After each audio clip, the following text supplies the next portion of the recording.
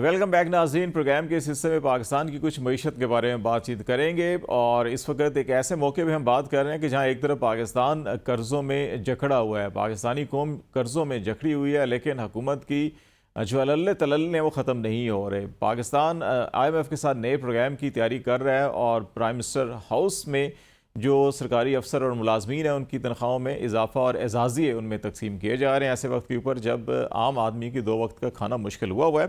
تو پاکستان میں معاشی استحکام کیسے لایا جا سکتا ہے، آئی ایم ایف سے کیسے چھٹکارا پایا جا سکتا ہے، اور کون سے بنیادی ایسے اقدامات ہیں جو ہم لیں تو پاکستان کی معیشت پٹری کے اوپر واپس دواں ہو سکتی ہے، اس پہ بات کریں گے۔ شکیل رامے صاحب جو معیشت دان ہیں اور معیشت کو سمجھتے ہیں، وہ ہمیں جوائن کر رہے ہیں۔ بہت شکریہ رامے صاحب۔ اور پہلا بنیادی سوال یہ ہے کہ ایک طرف تو جو یہ معاشی معاملات سارے آپ کو نظر آ رہے ہیں، قرضوں میں ہم جکڑے ہوئے ہیں، دوسری طرف سے آج آپ کی نظر سے خبر بھی گزری ہوگی کہ پرائم منسٹر ہاؤس کے افسروں کے لیے 4 تنخواہیں اور ملازمین کے لیے 2 تنخواہیں، اور کاکڑ صاحب نے بھی جاتے جاتے جو ہے کہ وہ 3 تنخواہیں ان ملازمین کو دے گئے تھے۔ تو یہ کیا یہی طریقہ ہے نمٹنے کا، کہ اس میں تو ابھی یہ بھی خبریں میں حصہ ہے کہ یہ 23% شرح سود پہ قرض لے کر جو ہے کہ ہم یہ اعزازیے بانٹیں گے اپنے افسروں اور ملازمین میں، تو کیا ایسے ہی معیشت بہتر ہوتی ہے؟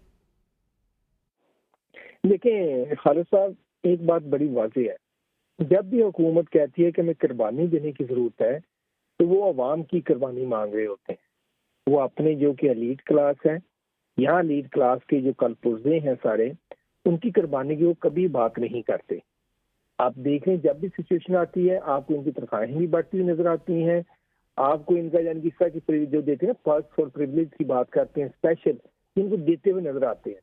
لیکن ملک جو ہوتا ہے وہ ایک منسٹری پہ جہاں کچھ لوگوں پہ مشتمل نہیں ہوتا ہے، ملک میں بہت سارے طبقات ہوتے ہیں۔ اب ان طبقات کو آپ مد نظر اگنور کر کے آپ سے اسپیشل لوگوں کو کوئی مراد دیتے ہیں تو وہ آپ کی ڈسکریمنیشن جب ہوتی ہے تو آپ کے مزید عوام کا جو غصہ ہوتا ہے، جب سی چیزیں ہوتی ہیں اس میں اضافہ ہوتا ہے، اور یہ چیزیں اکنامکلی وائبل نہیں ہیں۔ پہلی بات، جو لوگ یہ اپنی جاب پرفارم کر رہے ہیں کیا اس کی جو تنخواہ نہیں لیتے؟ کیا اس کے لیے ان کو پرکس نہیں ملتی؟ جتنے بڑے آفیسرز کی بات کرتے ہیں، اب اسلام آباد میں دیکھیں آپ کو ہر دن اچھی جگہ ان کے گھر نظر آتے ہیں، ان کے پاس اچھی سے اچھی گاڑیاں ہیں، مفت پیٹرول ہے، مفت کیا کہتے ہیں بجلی ہے، کیا ان کو مفت نہیں مل رہا ہے؟ اس کے اوپر دوبارہ ان کو یہ پرکس دے رہے ہیں۔ ایک ہی دوسرا یہاں ایک اور چیز بھی واضح ہوتی ہے خالد صاحب، کہ جب میں نے لکھتا بھی رہتا ہوں اس میں کہ جو آئی ایم ایف ہوتی ہے نا اس کی ساری شرائط غریب لوگوں کے لیے ہوتی ہیں، یعنی کہ ان پہ ٹیکس بڑھا دو، ان پہ یعنی کہ آپ کیا کہتے ہیں گیس کی قیمت بڑھا دو، پیٹرول کی قیمت بڑھا دو، آپ الیکٹریسٹی کی قیمت بڑھا دو، یہ سارے ان لوگوں پہ آتی ہیں۔ تو جو آئی ایم ایف کی آپ شرائط جتنی بٹھا کے دیکھ رہے ہیں ایسی ہوتی ہیں۔ اب دیکھیں آئی ایم ایف آپ کو یہ تو کہہ دیتی ہے کہ 400 بلین کا آپ دیکھیں نا بس پروگرام چلا لیں، مگر آپ اگر کوئی پروڈکٹیو سورس کرنا چاہیں، کوئی انڈسٹری بلڈ کرنا چاہیں، اس وقت نہیں اس کو کچھ نہیں دینا۔ تو یہ جو اکنامک سچویشن ہے اس میں تو ہم 1 روپے کے روادار نہیں ہے کسی کو فری میں دیا جائے۔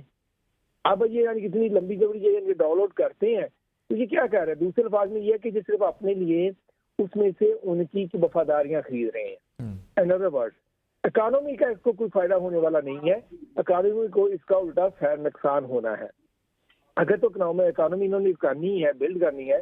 اب دیکھیں یو این ڈی پی کی کچھ سال پہلے وہ ایک رپورٹ تھی جس میں نے بتایا تھا کہ 2 ٹریلین روپیز ہم ہر سال سبسڈی دیتے ہیں عمرہ کو، یہ جو ہماری لیڈ کلاس ہے۔ اب مجھے نہیں سمجھ آتی کہ لیڈ کلاس کس نام کی ہے۔ آپ نے مانگ کے کھانا ہے، خراب کا کھانا ہے، چاہے آپ بادشاہ بھی ہیں تو آپ فقیر ہی ہیں، پھر آپ خراب ہی کھا رہے ہیں کسی کی۔ آپ ان کو یہ چیز اگر سمجھ نہیں آتی۔ اچھا، اب یہ رامے صاحب یہ بتائیں کہ یہ ساری سچویشن اپنی جگہ بھی ٹھیک ہے، لیکن یہ بتائیں کہ ایک توقع یہ کی جا رہی تھی کہ الیکشن ہوں گے، سیاسی استحکام آئے گا تو معیشت کو بہتر کرنے میں شاید کچھ اقدامات لیے جا سکیں گے۔ تو اب آپ کو اس وقت جو موجودہ صورتحال ہے، ایک طرف معاشی حالات اپنی جگہ پہ، قرضوں کے معاملات اپنی جگہ کے اوپر، سیاسی استحکام کا اپنا ایک سوالیہ نشان ہے، آپ کو یہ دکھائی دے رہا ہے کہ پاکستان میں یہ سیاسی استحکام جو ہے کہ مستقبل قریب میں ہوتا ہوا دکھائی دے رہا ہے؟ اور اگر نہیں تو پھر پاکستان کے لیے کیا چیلنجز ہیں، اور ان میں پاکستان کی حکومت کو یا ہمارے جو اکنامک ٹیم ہے، مینیجرز ہیں، ان کو کیا کرنا چاہیے؟ دیکھیں بنیاد جو استحکام کی آپ نے جہاں تک بات کی نا، اگر یہ گورنمنٹ بات کرتی کہ ہم لوگوں کی مہنگائی کم کر رہے ہیں، اگر یہ گورنمنٹ بات کرتی کہ لوگوں کی یعنی کہ انکم بڑھے گی یا ہم پروڈکشن سورسز لے کے آ رہے ہیں، لوگوں پہ انفلیشن کا وزن کم ہو رہا ہے، تو یقینی طور پہ آپ کو اسٹیبلٹی نظر آتی، کیونکہ عام آدمی کے جو مسائل ہیں یہی ہیں کہ یعنی کہ ان کو مہنگائی نظر آتی ہے، جہاں ان کو کیا کہتے ہیں ان کو اپنی روزگار نظر آتا ہے. اگر آپ مہنگائی بڑھا رہے ہیں, آپ کو روزگار کے نئے مواقع نہیں پیدا ہو رہے, ان کی انکم نہیں بڑھا رہے, صرف چند لوگوں کو آپ اسپیشل پیکج کے تھرو ان کو دے رہے ہیں, تو پھر اسٹیبلٹی کے چانسز کم ہو جاتے ہیں. کیونکہ دیکھیں عوام تو جو ان کی لارج اسکیل پہ جب ہے تو اس کو دیکھنا پڑتا ہے نا ایک سے دوسرا. پھر آپ یہ بھی دیکھیں اس کا امپیکٹ جو ہم دو طرح سے دیکھ سکتے ہیں خالد صاحب. ایک, جب روپیہ ہمارا ڈیپریشیٹ ہو گیا, یعنی کہ جو روپے کی ویلیو تھی وہ کم ہوگی ڈالر کے اگینسٹ. دوسری طرف کیا ہوا, پرائسز بڑھ گئے. اب بندے کی انکم کم ہو گئی ہے, اس کی پرائسز بڑھ گئی ہیں.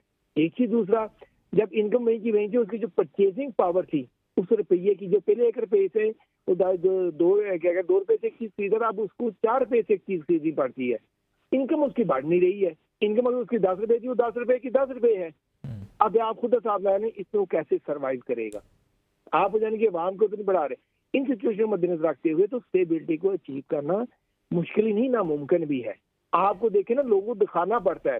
اگر آپ لوگوں سے قربانی کی بات کرتے ہیں, لوگوں سے آپ بات کرتے ہیں کہ جناب یہ آپ ہمیں یہ ملک کے بہتری کے لیے کرنا ہے, تو کہتے ہیں نا کہ نیکی ہمیشہ گھر سے شروع ہوتی ہے. تو گورنمنٹ کو اپنے رویوں سے ثابت کرنا پڑے گا, جناب دیکھیں ہم بھی یہی کر رہے ہیں. اگر آپ اپنی لگژری لائف گزار رہے ہیں, لوگوں پہ ٹیکس ڈالے جا رہے ہیں, قیمتیں بڑھائے جا رہے ہیں, تو پھر اللہ ہی حافظ ہے. اچھا, یہ ایک چیز اور, جو آئی ایم ایف کے ساتھ ہم ایک نیا پروگرام کرنے جا رہے ہیں, اور عموماً کوئی بھی ملک جو ہے کہ آئی ایم ایف کے پاس اس وقت جاتا ہے کہ جب اس کی جو بجٹ توازن ہے بگڑ جاتا ہے. اتنا بگڑ جاتا ہے کہ اس کو جس کو ہم میڈیکل یا عرف عام یہ کہتے ہیں جی کہ آئی سی یو میں جب مریض کو لے کے جانا پڑتا ہے تو یہ کنڈیشن ہو جاتی ہے. ہم یہ کو 23ویں 24ویں بار آئی ایم ایف کے پاس جا رہے ہیں.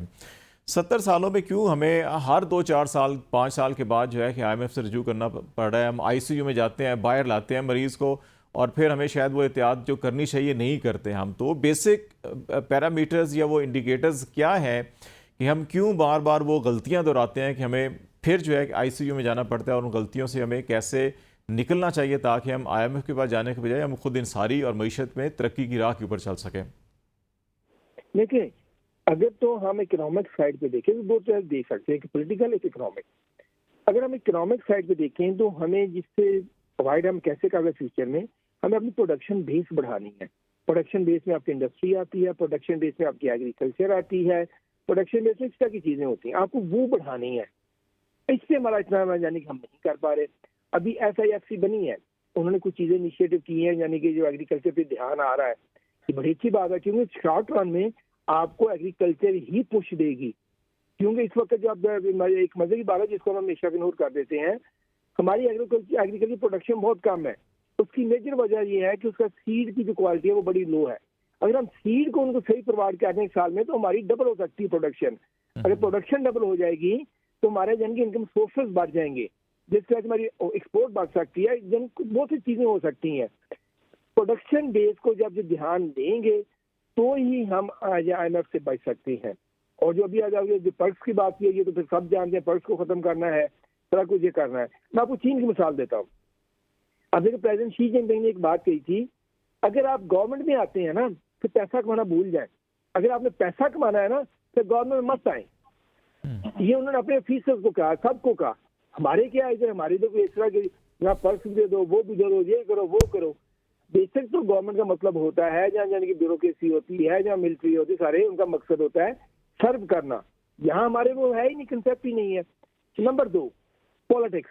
یہاں پولیٹیکل ریسپیکٹ پہ دیکھیں تو تمام پولیٹیکل پارٹی کو یہ سمجھنا پڑے گا کہ جب یہ جو ہے نا صرف پوائنٹ اسکورنگ یا اس طرح کی چیزیں کرتے رہیں گے تو کسی پارٹی کو بھی یہ موقع نہیں ملے گا کہ وہ ملک کو سدھار سکے. اب دیکھیں 2013 سے اسپیشلی آن ورڈ, پہلے بھی ہوتا تھا, نواز شریف کبھی کرتے تھے, ہمارے ٹرین مارچ ہو جاتا تھا, کبھی بینظیر کا ہو جاتا تھا, وہ اسکیل کام تھا کچھ. پر 2013 سے آن ورڈ پہلے نواز شریف کی گورنمنٹ کے ساتھ یعنی کہ کمپلیٹ ایجوکیشن گیا. اس کے بعد جیسے ہی یعنی کہ پی ٹی آئی کی گورنمنٹ آئی, اس کے خلاف ایجوکیشن ہوتا رہا, ایک جماعت بیٹھتی تھی تو دوسری کھڑی ہو جاتی تھی. اب یہ چیز اب جو پھر وہی پروسیس شروع ہو گیا. اب اگر یہ ساری پولیٹیکل پارٹی بنتی رہیں گی, لیکن جب یہ حکومت میں آئے گی تو اپوزیشن والے تو پھر آپ کو نہیں نا چھوڑنے والے. کسی جگہ ان کو کنسنسس کرنا پڑے گا, بھائی صاحب یہ ملک کا انٹرسٹ ہے, اس پہ ہمیں سیاست نہیں کرنی, یہ چیز ہمیں ریکوائرڈ ہے, اس پہ ہمیں سیاست نہیں کرنی. لیکن پارٹی کو سمجھنا پڑے گا اگر ملک ہے تو ان کی سیاست ہے, اکانومی ہے تو سیاست ہے, اگر اکانومی نہیں ہے تو ان کی کوئی سیاست نہیں ہے. تو کسی جگہ پر ان کو آپس میں کیا کہتا ہے, کسی جگہ پر ان کو یہ بتانا پڑے گا یا رک جائے.